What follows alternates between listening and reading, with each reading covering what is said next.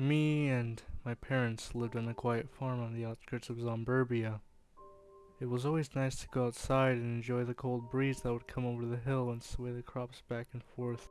That was until my mom went into the cornfield and never returned. That was 9 years ago though. I'm 17 now and I'm close to graduating from Zomburbia High. There's still no sign of her returning anytime soon. My dad says she ran out on us, but I like to think otherwise. My mom was a kind, sweet, and generous person, so I know she would never do such a thing. After all, I was a mama's boy. But every time the topic of my mother would come up, my father's movements got rigid and almost nervous like, almost as if he was hiding something he didn't want me to find out about. The night she went missing, I was walking around the corn maze to make sure it was going to be perfect for a lawn of doom, to give the other zombie kids around town a fright. I remember hearing rustling from within the cornfield. As I turned around to look, I was met with a disgusting and horrifying creature. The image of its sickening face is embedded into my mind. My body froze as it gazed upon me.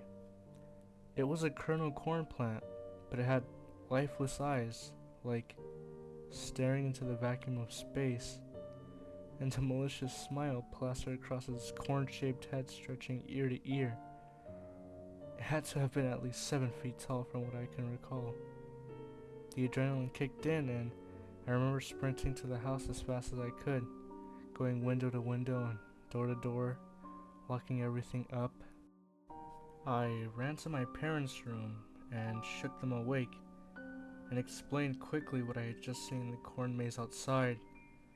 As I explained, my father's eyes widened in fear. At the time, I didn't know that the fear in his eyes was the feeling of guilt to what he created, and what would soon cause my mother's disappearance.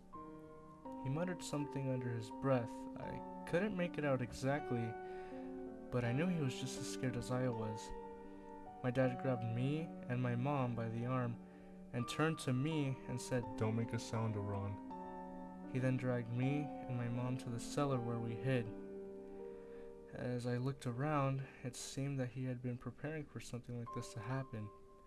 Shelves filled with cans of different unexpirable foods, many blankets, weapons, and anything of the sorts for 3 people to survive down here for months. Dad always kept the cellar locked. I always wondered what he was keeping down here. Well, now I know what he was preparing for. An accident like this. A 7-foot tall corn-based radioactive bioweapon was lurking around our house now. How did something like that even come to be? What even was it and how was it made? We could hear the corn walking around our house, searching for us. I wonder what would happen if it found us. Hours later, it seemed like it had left the house. The sound of its heavy plant leaves hitting the ground stopped, and what I presumed to be its corn cobs dragging across the floor also stopped. We each stepped out one by one and cautiously checked the house. My mom foolishly checked the maze to see what had left our property, and that would be the last time anyone saw her, as she disappeared that day. Halloween wasn't the same without her after that. Our land was closed off so no other zombie could enter as a police investigation was going on. As I sat in my room a week after my mom's disappearance, I remembered stories my grandfather Lucas told me about from his years in service of the first zombie war. He said him and his childhood friends were tasked to search something called Garden 11. I thought his stories of his biochemical plants of warfare were crazy. Everything he said was so surreal to me I brushed it off as crazy talk. But the corn I saw last week reminded me of those stories. Its abnormal height and shape, its looks. I had to go to my grandfather's house to find out more. My father dropped me off at my grandpa's house for the weekend, thinking I was just going over for a sleepover, when in reality I was only going to ask about these bio weapons. After I ate, my grandpa started telling me how these things were made. He said to me, During the war, the plants were losing too many of their soldiers, so to turn the tides of the war, they made something called Anomaly 11. It was supposed to be used to help them win the war, but instead they lost control of it, and it backfired. I was shocked to hear all of this. I thought these plants just didn't get enough water. He continued. If I were to describe how a plant looks when affected by the virus, I would have to say it's tall and very odd looking, with strength beyond normal. I had matched everything he said to the corn I saw in the maze a week ago.